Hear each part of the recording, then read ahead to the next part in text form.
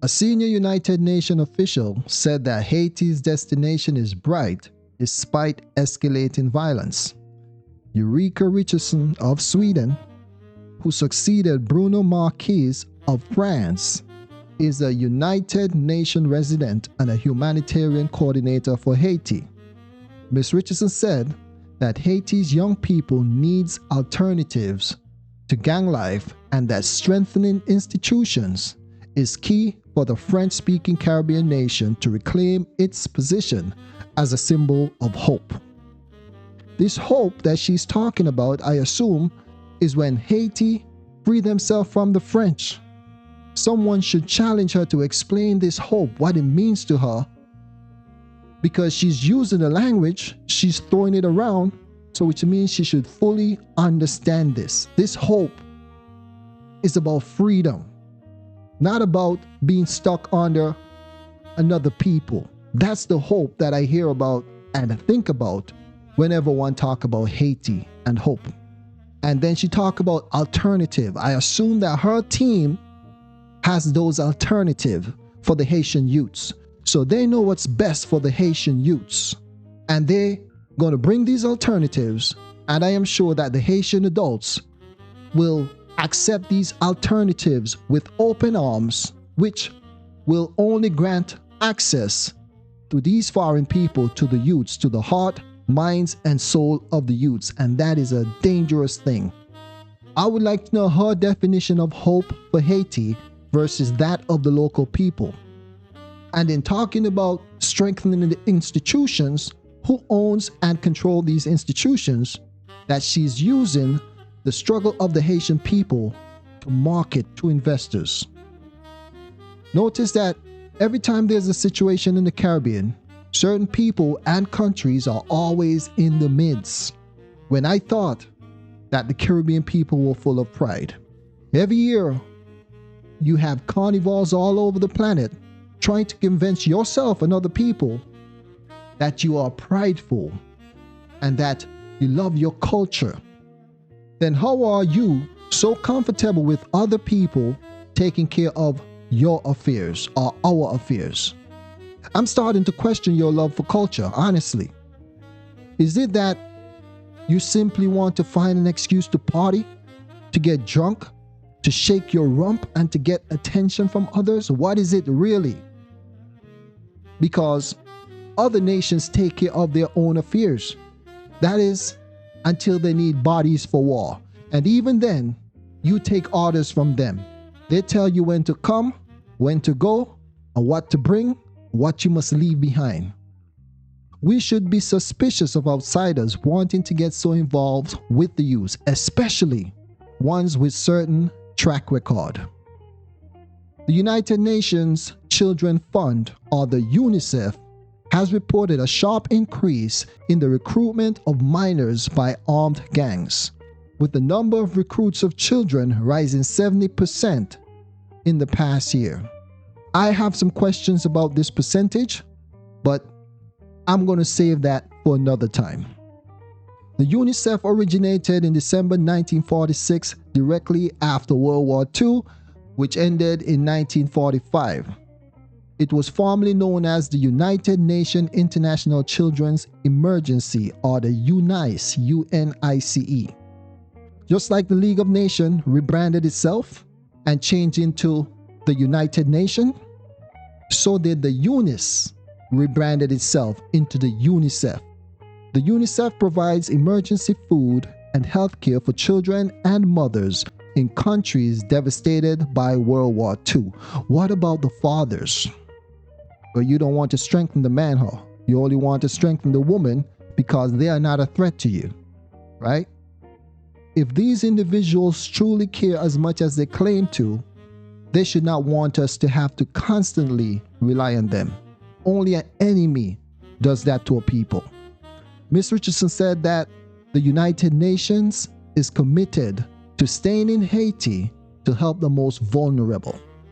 When I hear this, what I hear sounds like a mongoose telling farmers that they are committed to staying in the coop with the chicken to take care of the most vulnerable eggs. This is what a real security concern looks like. Training the youths to be so open and trusting to these people is problematic.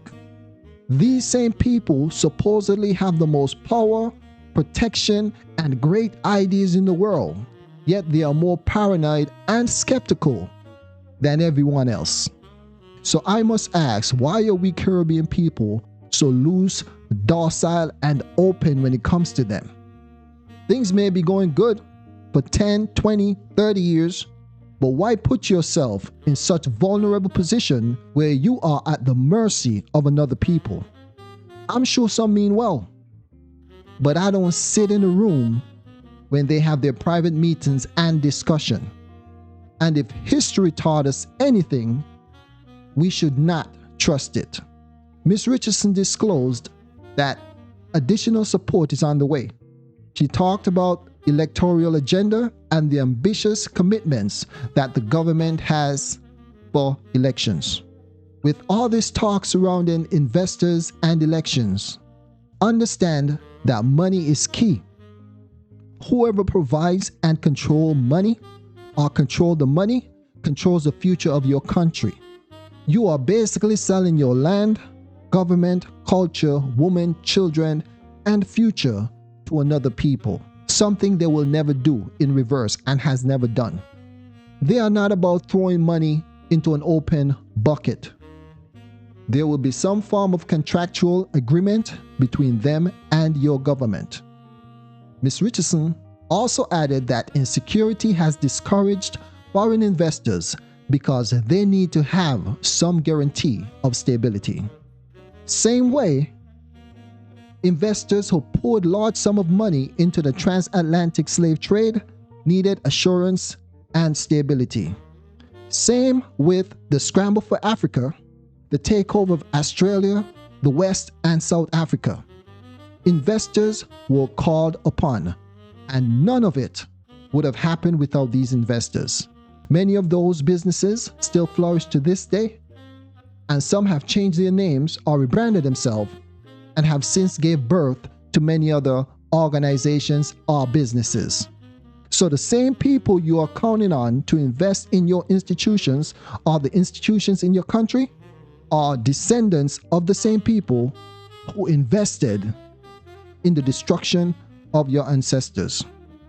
If these people really cared about Haiti and not simply their own selfish desires, they would pressure the French government into paying the Haitian people back.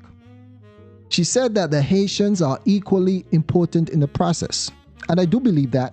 They are very important in order for her or her folks to get done what they want to get done. The Haitian people need to stay out of the way. They need to be submissive. They need to be receptive. They need to be docile. They need to be dunce. They simply need to fall in line, take orders, and execute. Because a person is Haitian, it doesn't mean that that person have the Haitian people's best interest in heart. And we have seen that historically. They must answer some questions, and the general population must challenge whoever face these people allowed to stand up as a leader for the Haitian people. What is these people's affiliation? What is their politics? Who are they married to? These things are very important. She said that the UN engagement is guided by deep respect for the Haitian leadership and the people's vision. Can someone ask Ms. Richardson what is the vision of the Haitian people? And who is this Haitian leadership that she's referring to? Is it one chosen by the people? After you bought out the people? What if the people want you gone? Will you leave? Are you willing to support the people and leadership if their idea of a prosperous Haiti differs from yours? She said that the youth in Haiti is at the center of discussion about development and security, and that they need alternatives. Of course, they are at the center of your discussion. The youths are the leaders of tomorrow. So you know that if you control the youths, you control tomorrow. So she said that They need to continue working on alternatives. Why are you in the midst of this? If all people are created equal, why don't the Haitian men and women feel like they can figure this out? Why don't the CARICOM feel like they can figure this out? Why you have to rely on these other people to come up with alternatives? We have people who live abroad. We have people who live all over the place. So you're telling me that Caribbean people are not smart enough to come up with things for the Caribbean youths or for the Haitian youths? She said that we want young people and children to be able to transition into being members of a community. What community are you talking about? I have a lot of questions for these type of people. You talking about your community? Are you talking about your plantation?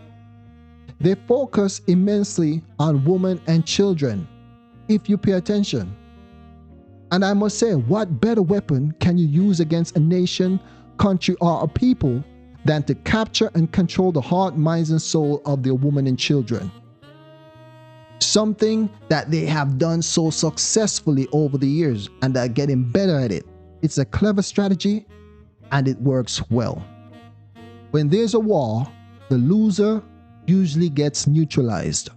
No stone is left unturned. All documents, all secrets and plans gets handed over, studied, stored, or destroyed.